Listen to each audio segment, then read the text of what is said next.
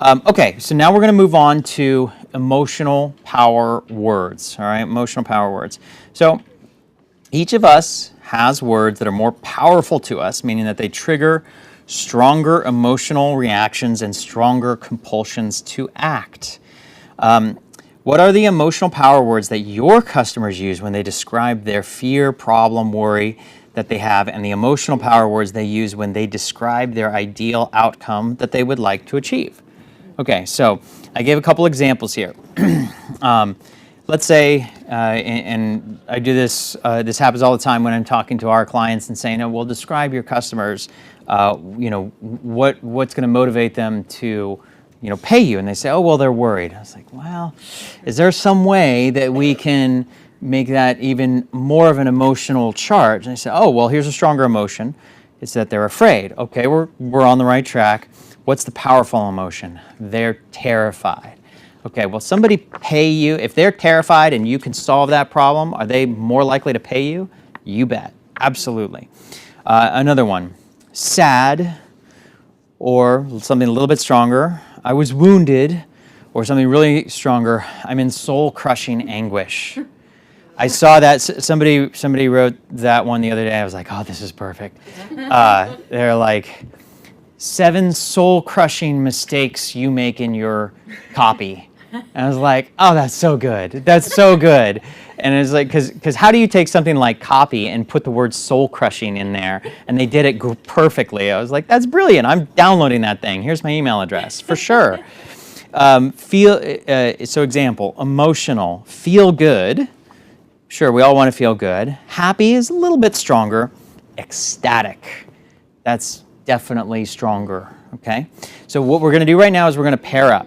All right, we're going to pair up. We're going to take 5 minutes, and what we're going to do is we're going to pair up, and you're going to write your customer's emotional power words together, okay? So Sarah Laurie.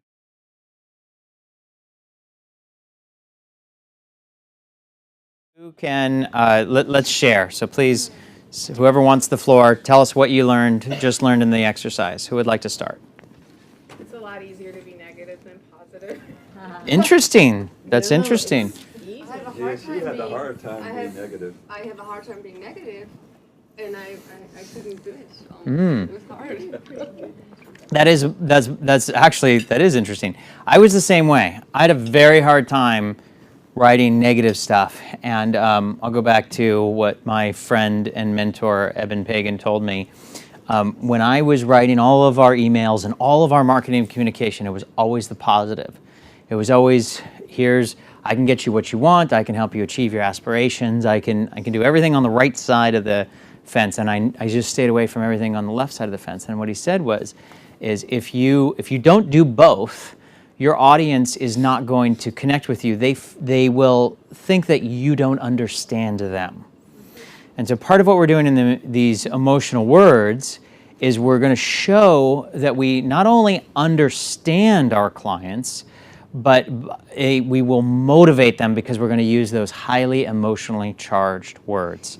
Again, the difference between sad, wounded, and soul-crushing. All right? Soul-crushing is somebody's going to say, oh my God, my soul was crushed too. And then they're going to keep reading. And they're going to say, you seem to know how to articulate my problem better than I can. Therefore, I'm going to pay you for your solutions. That's what we're trying to do. That's what I get in consultations and working with clients, but not. That's okay. We're going to get there. We're going to get there. We're going to get there. So who else can tell me what they learned? Come on. Sarah. That it's okay to use those really, we were calling them kaboom words. Great, I love it. Yeah, Kaboom. love that. Absolutely, I love that. Kaboom words. Jana, please write that down. I want that for later. Kaboom words. I'm stealing that. It was copyrighted, so. We'll be sure to get you your affiliate link, Sarah. So go ahead. Do they have to be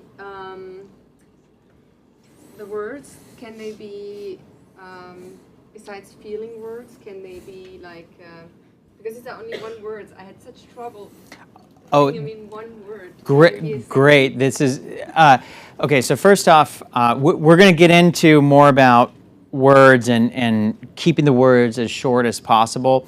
But you can see soul-crushing anguish is 3 words. Sure. Okay? It's okay. So there's no rules around like you have to use one word, but there are guidelines of the more highly emotionally charged they are, the more likely you are to get the customer to click, to sign up, to buy, okay? And also, we want to use both the negative and the positive. And remember, on the negative side, solving problems, you are in the business of solving problems. People will pay you to solve the problems. If you can use these emotionally charged words in the negative, they're gonna see that you understand them. And you also want to use the emotionally charged words in the positive, but they're gonna pay you to solve the problem. They're gonna pay you to stop the negative. And here's why this is important. As humans, we've evolved to literally be twice as motivated to run away from pain, to move away from pain, as we are to seek pleasure. Okay, this is probably a survival mechanism. The people that survived got up quicker when a lion came by and ran faster and moved away from pain more quickly. So we are twice as motivated to move away from pain. And this is why people are much more likely to buy a weight loss solution than they are to pay for a gym or to pay to not gain it in the first place. All right? And so if you understand that in your marketing, you understand you are in the business of solving problems. People will pay you to solve the problems. After their problem is solved, then they will have those wants and aspirations. Okay? So, go ahead. Okay, so Yeah. I finally was able to complete the circle. So frustrated by not making enough money, annoyed by being broke, crippled. Crippled. Oh, crippled. That's a good one. Crippled with Yeah. inconsistent finances. Crippled with inconsistent finances. And I mean, think about how, and this is certainly, for a lot of men derive their whole self-worth by being able to provide. And, we feel like failures Well, if this we is, like, can't. the biggest one. Like they keep on Yeah. saying it's like I can't. It's like the ebb and the flow, and I never know. And it's just like I never. And so if you can describe that, imagine you've written an email out to these people and you say, I know what it's like to be so broke it hurts. They're going to read that.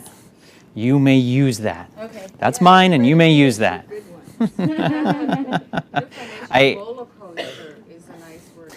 Feels better. So and now where does financial roller coaster lie on this? This is a good one. Middle. Yeah. Financial roller coaster. But so broke it hurts. Yeah. That's really, really motivating. Okay? Good. Excellent. You guys are doing great. I didn't know where to put this. Go ahead. The dead end road, like something is at the dead end road. There's that feeling of nowhere to go. Mm-hmm. Yeah, absolutely. Okay. Yeah, absolutely. Dead end road. Okay, and Absolute dead end. I like absolute dead end. Yeah. Lori, what'd you learn?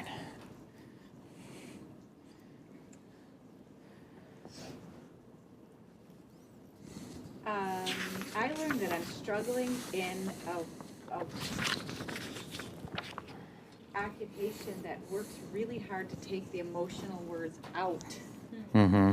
And so even looking back at the interviews and reflecting on some of the interviews I don't have right in front of me, it was really difficult to look for the emotion. Yeah. Holy cow. Because there's corporate is scared to death of this. Scared to death of this. Corporate, oh my God, you can't tell a personal story. Yeah. There's some unwritten rule in corporations that to be professional is to be inhuman. I'm serious. Yeah. I mean, and I get anybody that's in corporate, Don't rock the boat. yeah, oh, no way. No way. Now, interestingly, back actually when I was in corporate, I decided, screw it one time, I'm just gonna do this and see what happens. So I was working for a big financial advisory corporation, and I was giving a talk to a bunch of financial planners, and I said, you know what? I'm gonna go straight for the emotion. I'm just gonna tell the story. And they had a lineup of speakers all day long, and I went up there and I did my presentation. I talked about the loss of my brother. I talked about, you know, all of my personal journey and my story. And afterward, I had the most amazing standing ovation. So many people came up to me and go, oh my God, that was like, I didn't even hear what any other speaker said, but yours was like so moving. We ended up signing up a ton of clients. And it was like, because nobody else does that in corporate. It's just crazy. So I'm coaching administrators who have to stay in this cold, you know, disconnected, even though we know when you talk one-on-one on the side, they have all this emotion. I've done the same thing in professional development. I tell the story of my daughter, and I just put it out there, and I've had the same response. So now, And people are always like, man, you're such a rock star when you're in professional. I'm like, I'm human. because that's what people connect with. That's what people connect with. So that's what you need to use in your marketing. And if you can, you know, the next time you get a chance to speak professionally, just go for it. You're gonna be a magnet to everybody, because nobody else is gonna do that. I do Good. use emotion and passion and true real stories in my work.